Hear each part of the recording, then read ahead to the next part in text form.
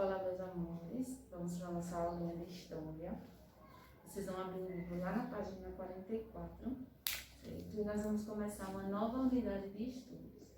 Agora nós vamos falar sobre a história do município. Página 44, 45, para acompanhar a explicação. A história do município apresenta fatos e acontecimentos históricos que vão desde a sua formação aos dias atuais e são diferentes quando comparados à história de outros municípios. Por exemplo, Aracaju e Barra dos Coqueiros. Aracaju é um município, Barra dos Coqueiros é outro município. Quando nós falamos sobre município, nós devemos fazer uma comparação. Município não é uma cidade. O que é o município? O município é a divisão política do território referente ao Estado. Então, dentro do Estado de Sergipe, existem os municípios, por exemplo, de Aracaju e Barra dos Coqueiros. Nesses municípios, nós vamos ter cidade, que é o espaço urbano, certo? Que tem um número mínimo de habitantes para ser considerada uma cidade. E nessa cidade, nós vamos ter que ter infraestrutura, né? Uma qualidade de vida adequada, para atender minimamente a população, né? Então, o município, o governo municipal, a prefeitura deve se preparar para atender minimamente as condições de vida daquela população que ele tem na sua cidade. Dentro do município vai existir o quê? Essa área urbana, que é a cidade, e a área rural, que podem ser caracterizados como um povoado, por exemplo, né? Então, aqui em Barra dos Coqueiros nós temos, né, cidade e temos os povoados, certo? Dentro do mesmo município. O que é o povoado? Ele é a parte do município que tem uma ocupação menor do que a cidade central, do que aquela parte urbana, né? A quantidade de pessoas que moram no povoado é uma quantidade de pessoas menor. E ele também tem uma infraestrutura menos adequada do que a cidade. Então, vamos lá. Os municípios ou as cidades, né? Cada lugar tem uma história diferente de formação da outra. Então, quando nós vamos comparar Barra dos Coqueiros e Aracaju, o desenvolvimento e a formação dessas cidades se dá de forma diferente. Então, assim, cada um tem sua própria história e, portanto, apresenta um patrimônio simbólico único, ou seja, características daquele município que são únicas, que só de falar aquele símbolo você já lembra daquele local. Esse patrimônio é formado por aspectos naturais, como as formações geológicas, né? Podem ser montanhas, podem ser serras, onde é possível encontrar dados históricos importantes. Então, o ambiente conta história também para a gente sobre aquele local, sobre os lugares, né? E espécies animais típicas, algumas das quais se encontram nos chamados parques naturais. Em nosso país, temos alguns exemplos, ó.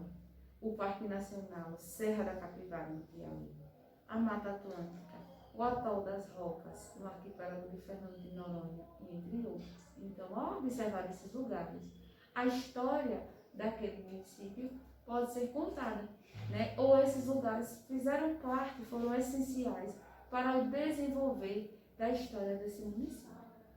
Há também os bens sociais construídos, como os eventos marcantes na história do município. Por exemplo, o momento da sua fundação, revoluções, assinaturas de tratados importantes. Então, vamos continuar a comparação entre Aracaju e Barra dos Coqueiros. Bom, a Barra dos Coqueiros ela já foi um povoado de Aracaju, certo? Há um tempo atrás ela pertencia a Aracaju.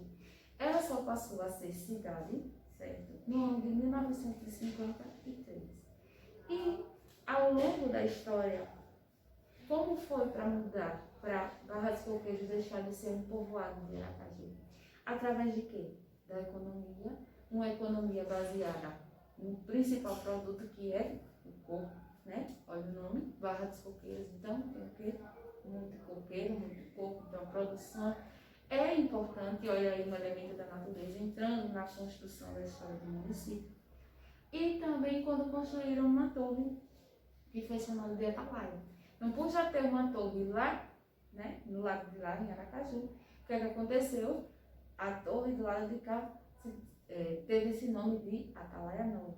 Então, a partir desses movimentos de economia, de construções, né, de uma ascensão, mais pessoas vieram morar aqui, a Barra dos Coqueiros passou, né, a não ser mais um povoado de Aracaju, passou a ser um município independente.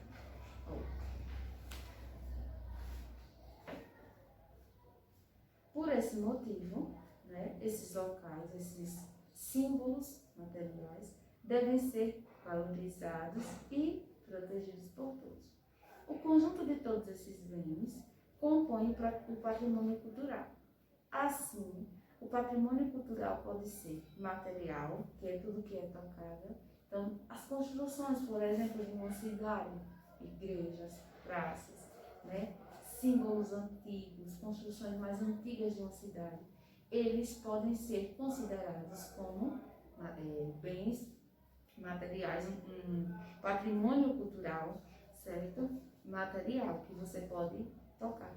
Ou imaterial. E o que é esse patrimônio cultural imaterial? É aquele que você não pode tocar. São os saberes, são as festas, os ofícios, os rituais, são as expressões artísticas dos cidadãos da cidade, certo? Então, o que a gente vai encontrar aqui, por exemplo, de um bem imaterial, né? Um patrimônio imaterial? Nós vamos encontrar, por exemplo, tototós, que são o quê? O material, né, que é a canoa, mas o saber, né, e pilotar e conhecer, que é passado de um para o outro, é considerado um bem imaterial. Existem também alguns estados do Brasil a classificação do patrimônio vivo, dando a pessoas ou grupos de pessoas de notante saber que produz ou que conserva as manifestações culturais de uma comunidade.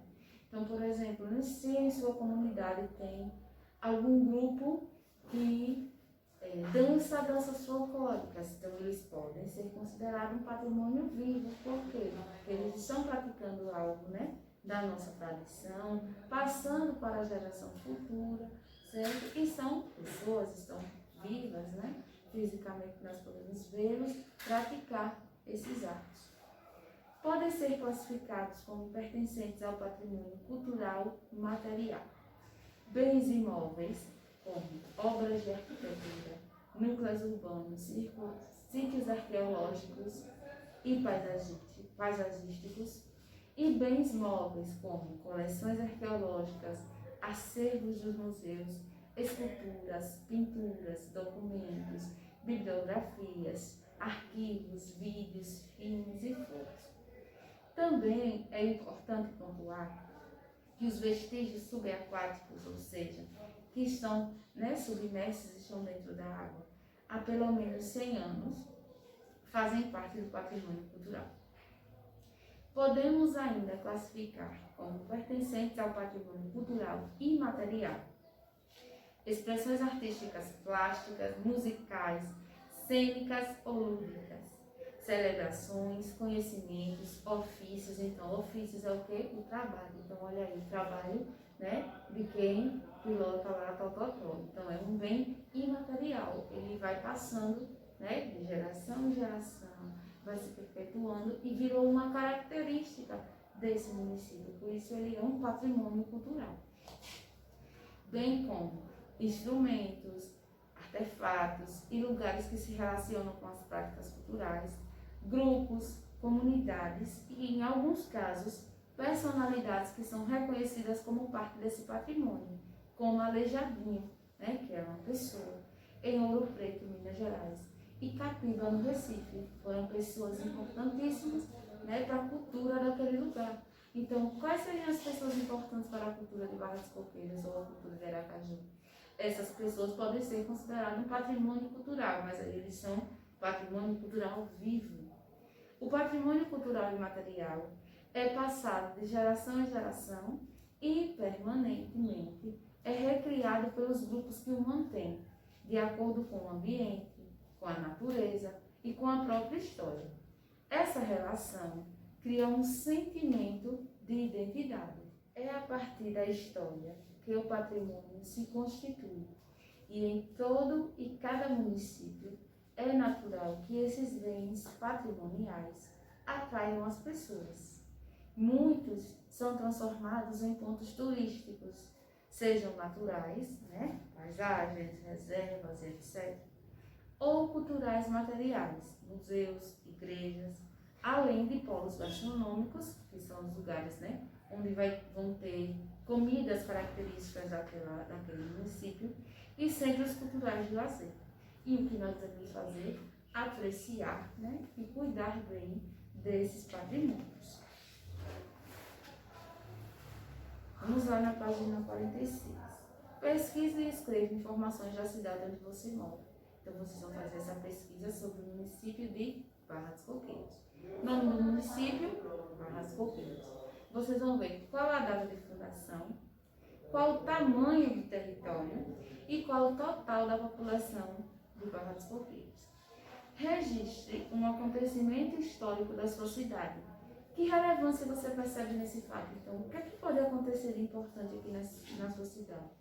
Na explicação, eu falei sobre a construção dessa torre que foi chamada de Atalaia Nova.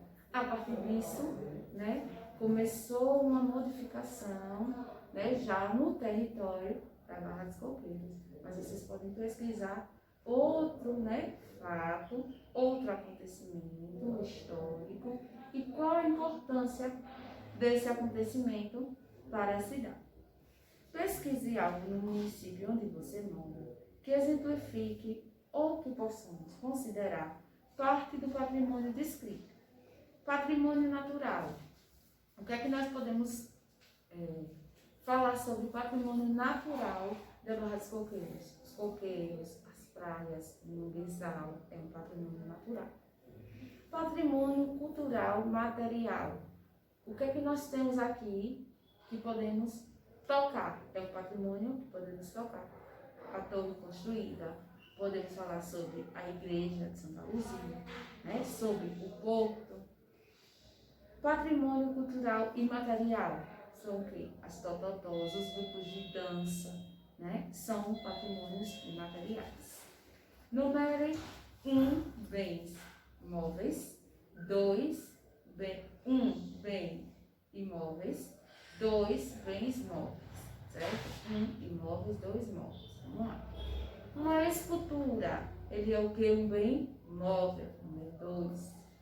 Vídeos, 2. Fotos, 2. Documentos, 2. Pintura, 2. Sítios arqueológicos e paisagísticos, 1. É um bem imóvel, ou seja, você não pode fazer o transporte desse bem para outro lugar.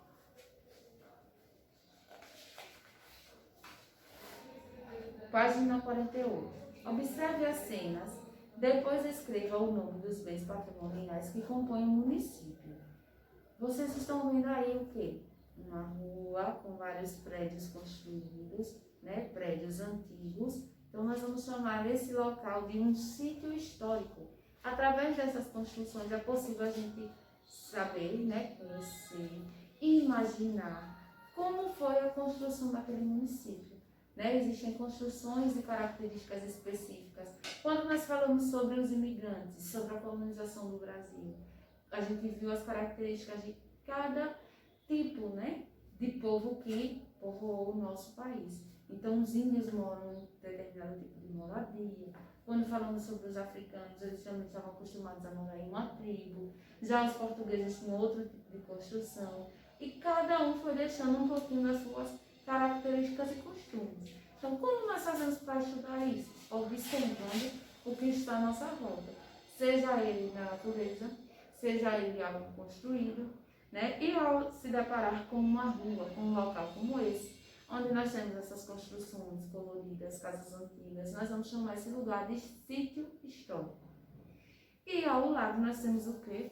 um centro de lazer, onde as pessoas vão, né? Pode ser um parque, onde as pessoas vão para descansar, brincar, isso dentro do município. Imagine que você receberá um amigo que mora em outro país. Monte no espaço abaixo um roteiro turístico, de maneira que ele conheça os seguintes pontos: um sítio histórico, um polo gastronômico, um centro cultural e um centro de lazer do município onde você mora. Você pode ou colar uma foto, fazer o desenho, mas você vai especificar o local escrevendo o nome de um sítio histórico que exista aqui na Barra. Você vai fazer o quê? Você vai pesquisar um lugar, uma rua, onde tenha mais construções antigas. Qual a primeira rua? Da Barra dos Coqueiros. Aí você vai e coloca qual o local que eu posso encontrar mais construções antigas aqui. Aí você vai desenhar e vai especificar o nome desse local. Polo gastronômico são os bares, os restaurantes, certo? Que nós podemos encontrar aqui e que vão oferecer uma comida específica daqui dessa região, de algo característico que seja criado aqui. Aí pode ser o quê? Um marisco, um peixe, pode ser, né, uma galinha de capoeira. Você vai desenhar o que você quiser. Centro cultural, um lugar onde as pessoas se reúnem para participar das atividades culturais. Aí nós vamos ter o quê? O barracão, que é um lugar onde as pessoas, né, fazem o quê? As apresentações culturais, vão dançar, ou pode ser lá na quadra de esportes, onde tem as apresentações culturais geralmente. E um centro de lazer, que é onde as pessoas aqui praticam atividade física, ou onde as crianças aqui brincam, né, praticam esportes. Vocês vão desenhar e identificar, certo? Então, qualquer dúvida, vocês entram em contato. E essa é a nossa atividade de história para hoje. Fiquem com Deus e até amanhã na nossa próxima aula.